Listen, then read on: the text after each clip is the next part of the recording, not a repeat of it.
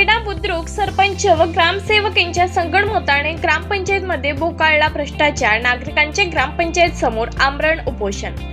ग्रामपंचायत खेडा बुद्रुक येथील घरकुल यादीमधील यादीनुसार पात्र घरकुल धारकांची यादीमधील अनुक्रमानुसार पात्र घरकुल घेणे आवश्यक व नियमाकुल असताना सरपंच व सचिव यांनी संगनमताने व आपसी आर्थिक हेतुपोटी यादीमधील अनुक्रमानुसार न घेता उलट व सोयीनुसार नावे समोर घेऊन पात्र ठरवले आहे, जे की नियमबाह्य ठरते।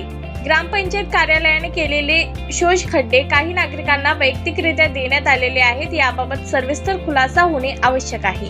वार्ड क्रमांक 1 मधील नालीची बांधकाम सद्यस्थितीत अर्धवट असताना संबंधित ठेकेदार व सरपंच सचिव यांनी संगनमताने आर्थिक लाभापोटी कोणतीही चौकशी न करता बिले अदा केली आहेत। याबाबत खातेनिहाय चौकशी होऊन दोषींवर कार्यवाही करण्यात यावी तथा संबंधित ठेकेदाराकडून अर्धवट कामाची बिले वसूल करण्यात यावी। वरील सर्व मागण्या ह्या जनहिताच्या दृष्टीने व शासनाच्या हितात असल्याने या सर्व मागण्यांची सखोल चौकशी केली नाही म्हणून दिनांक 4 मार्च 2024 पासून योगेश निमकर्डे व गौरव गोमासे हे येथील नागरिकांना समवेत ग्रामपंचायत कार्यालय खेडा बुद्रुक समोर लोकशाही मार्गाने बेमुदत उपोषणास बसले आहेत। माझं नाव गौरव गोमासे आहे।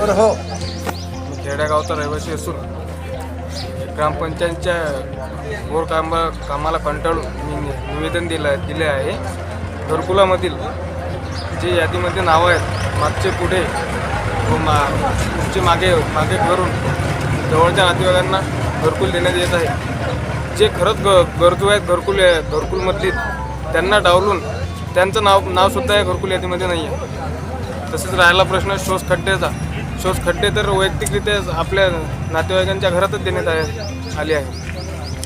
आणि वार्ड क्रमांक 1 मधील नाली अर्धवटच बांधकाम केलेलं आहे, पूर्ण बांधकाम झालेलं नाही आणखी तरी ते आमच्या मागणे हेच आहे आता की ते अर्धवट नालीचं बांधकाम पूर्ण करावं आणि शोषखड्डे आम्हाला व्यवस्थित कुठे केले ते आम्हाला दाखवा काय केलेत आणि घरकुलची एक लिस्ट आमच्याकडे द्या।